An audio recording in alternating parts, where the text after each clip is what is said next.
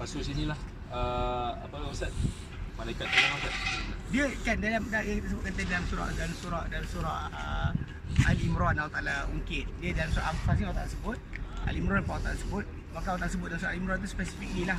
Allah Taala telah bantu kamu ketika kamu dalam keadaan hina. Itu di dalam keadaan Badar, dalam kisah peristiwa Badar. Diulang balik Allah Taala untuk kita remind macam mana bantu Allah Taala datang para malaikat. Malaikat yang Allah Taala utuskan datang masuk dalam peperangan tadi, bertempur bersama-sama orang-orang beriman.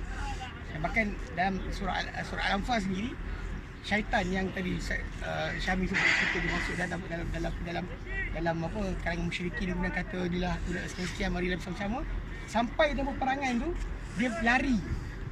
Dia kata ini ara mala taraun. Aku nampak apa kalian tak nampak. Ini akhafullah rabbal alamin. Aku takut Allah Tuhan sekalian alam. Iblis masuk dalam peperangan tu, dia lari. Ini ayat yang kita dibaca pagi tadi. Dibaca oleh imam pagi tadi. Ini antara bahagian ayat dibaca oleh imam subuh kita. Diterangkan berkenaan masalah apa?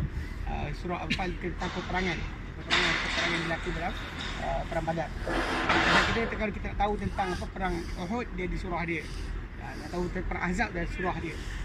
Dia memang Allah Ta'ala ceritakan dalam Quran tadi berulang-ulang kali lah kisah-kisah ni. Jadi malaikat turun disebut dalam surah Al-Imran tu, mula janji 1,000. Kemudian Allah Ta'ala janji pula untuk datang 5,000 malaikat untuk turun bersama dengan orang beriman dalam peperangan. Jadi benda ni kita kata macam, tapi ujung Allah sebut tidak diberikan berita tadi kecuali untuk menjadi berita gembira dan ketenangan orang-orang beriman. Ini satu benda saya lupa nak sebut tadi.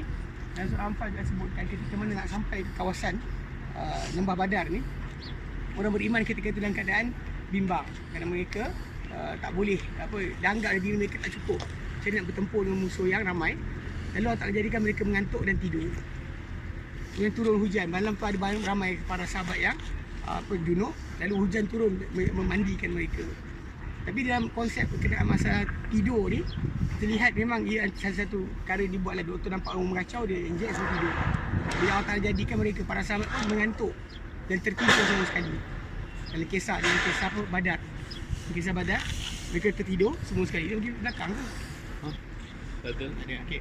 Jadi itu sebagai Allah Ta'ala tenangkan mereka dan untuk kukuhkan tanah tempat mereka pijak ni supaya jadi kejap.